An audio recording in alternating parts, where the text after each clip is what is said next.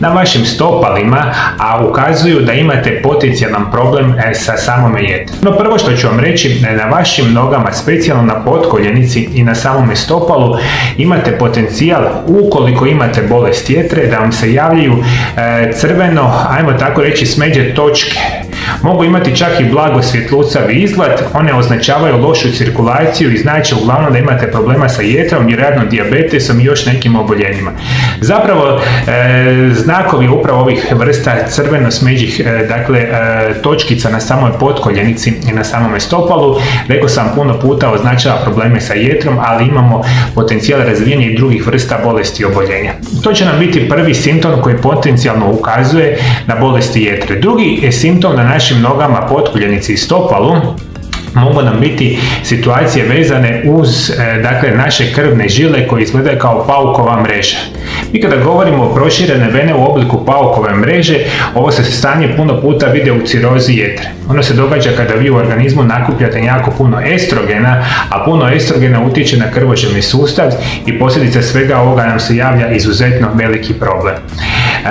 To je apsolutno jasno i sigurno i možemo ovu vrstu problematike ponekad povezati sa problemima sa jetrom. Dalje što ćete vjerojatno imati, kod velikog broja osoba koji imaju bolesti jetre, vi na vašem stopalu imate svrbež, i tekako vas svrbi samo stopalo, može biti prilično suho i možete imati puno puta problema sa ispucalim petama. Dakle, ispucale one pete ponekad mogu ukazivati da imamo problema sa samim stopalom.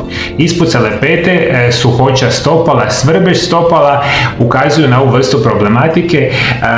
Ovo se često povezuje sa nedostatkom vitamina B3 ili omega-3 masnih kiselina. Upravo jetra ima ulogu veliku apsorpciju u apsorpciji naravno masnih kiselina i možda imate nedostatak vitamina A i vitamina E, što je nama itekako karakteristično. Dakle, nedostatak vitamina A, vitamina E i vitamina B može isto potencirati ovu samu problematiku. A isto tako, jedan od onih karakterističnih simptoma na vašim stopalima može biti izuzetno neugodan miris vaših stopala. Jer ono što se događa i vi vjerojatno znate, naša jetra je jedan od onih glavnih filtera ili pročišćavača onih silnih otrova koje mi kontinuirano unosimo u naše tijelo i naš organizam putem hrane i kasnije putem krvotoka dolazi do naše jetre koja je praktično najveći unutarnji organ našega organizma. I ona do jedne situacije može filtrirati enormne količine otrova ili toksina, međutim, rekli smo, kada dobijemo masnu jetru, ciroznu jetru ili nešto drugo, naša jetra više nije u stanju detoksicirati naše tijelo i naš organizam i određena količina manja ili veća tih otrova se nama ostaje u krvotoku i onda se širi po našemu tijelu i našem organizmu. Izaziva razne bolesti i upale, a potencijal svega toga može biti da ove iznimne količine tih toksina jednostavno počinju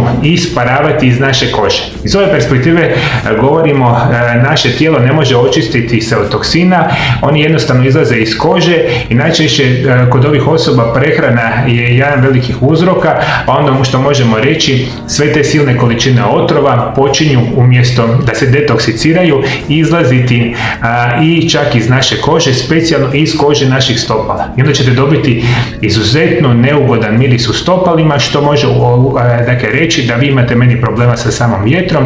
I još jedna napomena. Moramo razmišljati da ponekad osobe imaju problema sa boli sa donje strane stopala i ponekad otekline u samim stopalima i tekako može imati ovu vrstu problema.